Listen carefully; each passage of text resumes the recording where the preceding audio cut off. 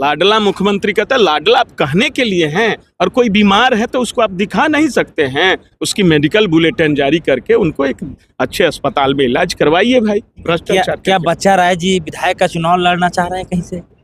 तो पार्टी ने कहा कि नहीं, सस्पेंड तो नहीं करेंगे, पूरे बिहार में 2 ही एमएलए हमारे हैं। अभी हमारे साथ जनसुराज के सारण के जिला अध्यक्ष बच्चा राय जी हैं।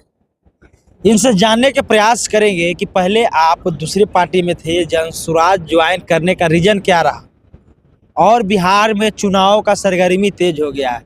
क्या लोग टिकट के फेर बदल कर रहे हैं कि इनका कुछ और मुद्दा है जनसुराज ज्वाइन करने का?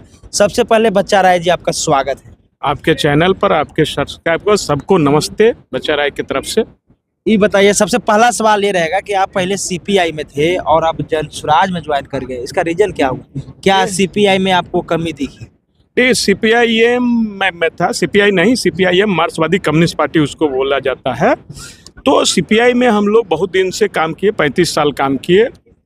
35 साल करने के बाद यह एक व्यवस्था बदलने की बात हमने कम्युनिस्ट पार्टी के माध्यम से हुआ। लेकिन जब हम वहाँ 114 मांझी विधानसभा में चुनाव जीते 2020 में, तो वहाँ के जो एमएलए हैं उनके साथ मान लीजिए कि आम जनता का जो उनका फंड था, तो छोटे बच्चे के प्राथमिक विद्यालयों में उनके फंड से बेंच गया, और बेंच के सवाल पर वो कमीशन खोरी, उसमें 35% उन्होंने मांगा, और इसी का विरोध हुआ। और मैंने पार्टी में भी इसके बात को रखा, लेकिन पार्टी भी अंततोगत सेंट्रल कमेटी पीबी ने यह तय किया कि देखिए गलती तो हो गई है विधायक से, कार्रवाई क्या किया जाए, सस्पेंड न करके एक उनको नोटिस दिया। हम कह रहे नोटिस क्यों, भ्रष्टाचार के आरोप सिद्ध हो गए, आप इनको सस्पेंड कीजिए।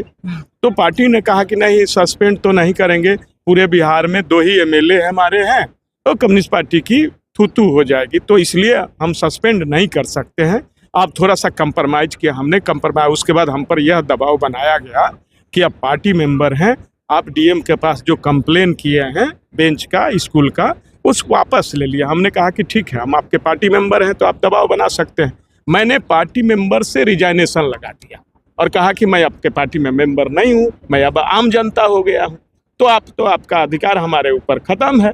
और इसी लड़ाई के दौरान मैंने वहाँ से रिजाइन लगा दिया। जब रिजाइन लगाने के 1 माह के बाद हमारे ज़िला में पदयात्रा इंटर किया हुआ था, चल रहा था, प्रशांत जी का पदयात्रा चल रहा था, पदयात्रा हमारे प्रखंड से गुजर रहा था। उसी दरमियान मैंने फेसबुक पर अपने लाइव आया, लोगों ने देखा और जनसुराज के लोगों ने मुझे संपर्क साधा और प्रशांत जी से मिलने का कार्यक्रम तय हुआ। मैं प्रशांत जी से मिला, तो मैंने प्रशांत जी से कहा कि मुझे 1 महीना का आप समय दीजिए। मैंने 1 महीना का समय लिया, और 1 महीने के बाद मुझे कुछ व्यक्तिगत कार्य थे जो मुझ पर कम्युनिस्ट पार्टी में जो चीज़ें थी उसको मैंने सॉर्ट आउट कर लिया। मेरे नाम से जो चीज़ें थी, अकाउंट वगैरह था, मैंने उनको लिख कर पीबी को देने का काम किया था। उसके बाद मैंने जनसुराज को अपने ज़िले में जब पदयात्रा थी तभी मैं जनसुराज के साथ जुड़ गया। आज मैं सारण जिला के जिला अध्यक्ष के रूप में सारण जिला के लिए काम कर रहा हूं। यही स्थिति थी कम्युनिस्ट पार्टी छोड़ने का, कोई दूसरा रीजन नहीं था। भ्रष्टाचार। क्या बच्चा राय जी विधायक का चुनाव लड़ना चाह रहे हैं कहीं से?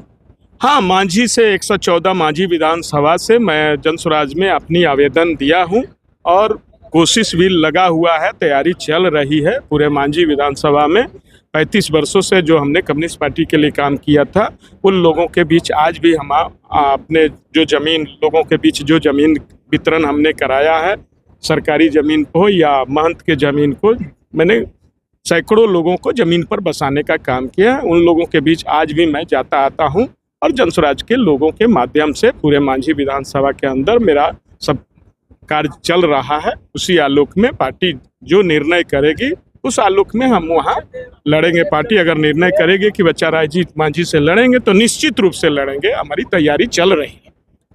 देखा जाए तो बिहार में नीतीश कुमार के लेकर के चर्चा का विषय बन पाता है, लोग सवाल उठाते रहते हैं, खास करके आपका नेता प्रशांत किशोर है जो नीतीश कुमार के स्वास्थ्य को लेकर के सवाल उठा देते हैं।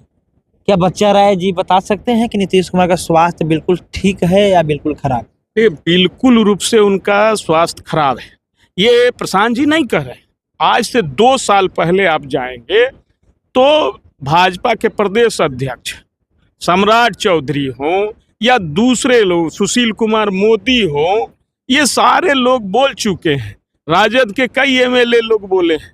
अभी तो हाल फिलहाल में प्रशांत जी बोले हैं, लेकिन 2 साल से उनकी मानसिक स्थिति अच्छी नहीं है। और उसका एक उदाहरण थोड़े है। विधानसभा में महिलाओं के साथ अभद्र टिप्पणी करना, जैसा अथी अशोक चौधरी के यहाँ जाना, वो बर्ताव करना, प्रधानमंत्री के हाथ को चूमना, या राष्ट्रीय गान में उनका जो रवैया है वो दर्शाता है। ये मानसिक विलक्षणता का ही प्रमाण है।